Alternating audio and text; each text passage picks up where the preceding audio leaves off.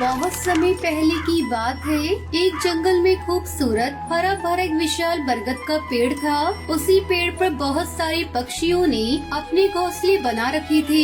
उसी जंगल में एक बड़ा सा महल था, जहाँ पर राजा तोताराम ने अपनी छोटी सी सल्तनत उस महल में बसाई हुई थी। उसी बरगद के पेड़ पर एक कालू नाम का कौवा रहता था। वो हमेशा दुखी रहता था और सोचता रहता था, इस पेड़ पर सारे चिड़ियाओं के घर कितने अच्छे अच्छे हैं और सबके पास कितना धन भी है। बस मैं ही अकेला इस पेड़ पर गरीब कौवा हूँ। मुझे अपने आप को धनी बनाने के लिए कुछ काम करना होगा। तभी बंटी कबूतर कालू कौवे के पास आता है और कहता है, अरे कालू भाई, क्या कर रहे हो? अरे क्या बताएं भाई, इस गरीबी से बड़ा ही परेशान हो गया हूँ। अरे तुम्हारे पास इन सारे पक्षियों में सबसे धनी पक्षी बनने का मौका है। अरे कैसे बन सकता हूँ मैं इन पक्षियों से सबसे ज्यादा धनी?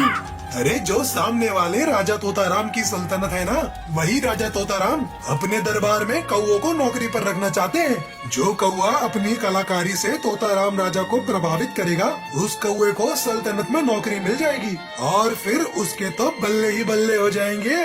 अरे ये तो बहुत ही सुनहरा मौका है मेरे लिए।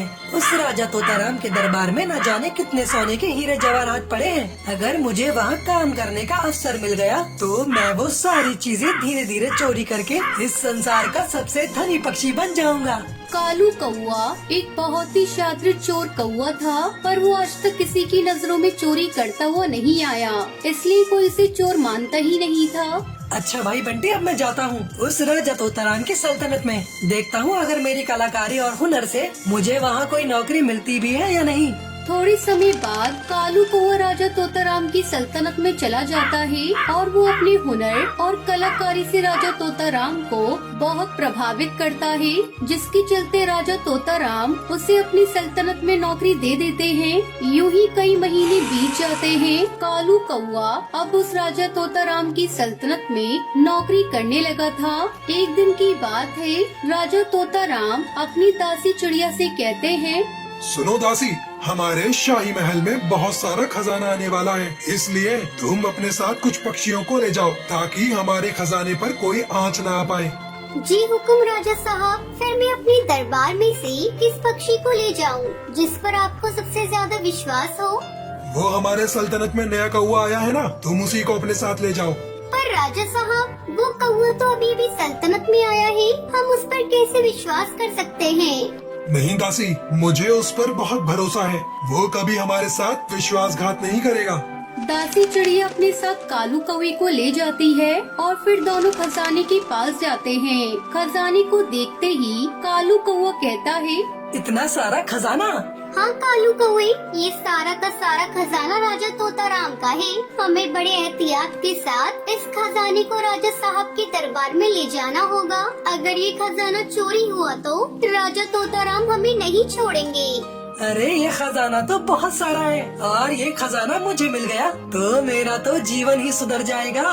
उसके बाद दोनों खजाना एक मालगाड़ी में लादकर चलने लगते हैं। थोड़ी देर चलने के बाद कालू कौवा टुनटुनी चिड़िया से कहता है, अरे दासी, काफी समय से हम चले जा रहे हैं, क्यों न हम किसी स्थान पर बैठकर विश्राम करें?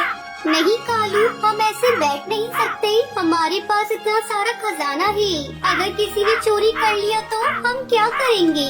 नहीं दासी, अब मुझसे नहीं चला जा रहा, थोड़ी देर यहीं बैठकर विश्राम करते हैं। दोनों मिलकर एक पेड़ के नीचे बैठकर विश्राम करते हैं। तभी दासी टुनटुनी वहीं बैठी बैठी सो जाती है। अरे दासी तो सो गई है, यही वो सुनहरा मौका है इस खजाने को अपने कब्जे में लेने का।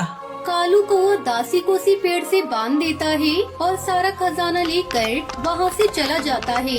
इतना सारा खजाना मैं रखूंगा कहाँ? राजा तोताराम तो मुझे तुरंत पकड़ लेगा, उसका कहर तो इस पूरे जंगल में बना हुआ है। तभी वो एक उपाय निकालता है।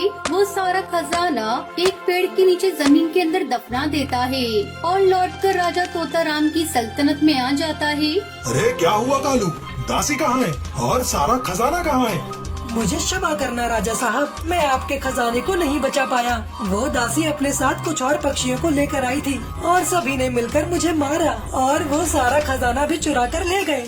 उस दासी पक्षी ने हमारे साथ विश्वासघात किया है, हम उसे नहीं छोड़ेंगे, उसे काले पानी की सजा देंगे। राजा तोताराम अपने कुछ पक्षी सिपाहियों को दासी को ढूंढने के लिए जंगल में भेजते हैं। सारे पक्षी दासी को तलाश करने निकल जाते हैं। कई देर इधर उधर घूमने के बाद उन्हें दासी का कुछ पता नहीं चलता। पक्षी वापस राजा के पास आते हैं और राजा से कहते हैं, राजा तोताराम साहब, उस दासी का कुछ पता नहीं चला। हमने सारा जंगल छान मारा, लगता है वो यहाँ से कहीं दूर चली गई। उसका पता चलेगा भी नहीं। मैंने उसे ऐसी जगह कैद किया है, उसे कोई पक्षी भी नहीं ढूंढ पाएगा। पर अब मेरा यहाँ रहना खतरे से खाली नहीं है। अगर वो दासी किसी तरह आ गई तो मुझे तो मौत के घाट उतार दिया जाएगा। इससे पहले मुझे तुरंत यहाँ से जाना पड़ेगा। यूं ही कई दिन बीत जाते हैं। एक दिन वो कालू कौआ राजा तोताराम के दरबार में हाजिर होता है। राजा साहब, मुझे कुछ दिनों के लिए छुट्टी चाहिए। मेरी तबीयत बहुत खराब है। मैं कुछ दिनों के लिए घर में रहकर विश्राम करना चाहता हूँ। ठीक है कालू, जाओ। अरे वाह, मैंने तो इस राजा को अच्छा बेवकूफ बनाया। अब तो मैं सारा खजाना लेकर यहाँ से कहीं दूर चला जाऊंगा। वो हंसते हंसते वहाँ से चला जाता है। वहीं दूसरी तरफ राजा तोताराम अपने सेनापति चील से कहता है, सुनो सेनापति, हमें इस कालू का पीछा करना होगा। मुझे इस कौवे का चाल चलन कुछ ठीक नहीं लग रहा। राजा तोताराम अपने सिपाहियों के साथ उस कालू कौवे का पीछा करता है। कालू कौवा उसी जगह जाता है जहां उसने सारा खजाना जमीन में दफनाया था। राजा तोताराम भी उसी के पीछे पीछे छुप कर जाते हैं। कालू कौवा जमीन से सारा खजाना बाहर निकालता है। तभी राजा तोताराम अपने साथियों के साथ उसे रंगे हाथों पकड़ लेते हैं। मैंने तुम पर सबसे ज्यादा भरोसा किया था और तुम ही ने मेरे भरोसे का अपमान किया है। मैं तुझे कभी माफ नहीं करूंगा। सिपाहियों, इसको फांसी पे चढ़ा दो। राजा तोताराम उसे फांसी की सजा दे देते हैं। राजा साहब, मुझे क्षमा कर दीजिए। मैंने बहुत बड़ा पाप किया है। मैं दोबारा ऐसी गलती नहीं करूंगा। राजा साहब, पैसों के लालच में मैं आ गया था और अपने आप को सबसे ज्यादा धनी बनाने के लिए मैंने पाप किया है। मुझे क्षमा कर दीजिए राजा साहब। कालू रोते रोते मिन्नतें करने लगता है। तूने जो पाप किया है उसकी सजा तुम्हें जरूर मिलेगी, ताकि दोबारा हमारे दरबार में कोई ऐसी गलती न करे और कोई गलती करने से पहले 100 बार सोचे। इस तरह कालू कौवे को फांसी की सजा हो गई और राजा तोताराम को अपना खजाना वापस मिल गया। चोर चाहे कितना भी शातिर क्यों न हो, वो हमेशा पकड़ा ही जाता है। इस कहानी से हमें शिक्षा मिलती है कि चोरी करना सबसे बड़ा पाप है और जितना हमारे पास है उसी में खुश रहना चाहिए। दूसरे का धन देखकर हमें लालच नहीं करना चाहिए।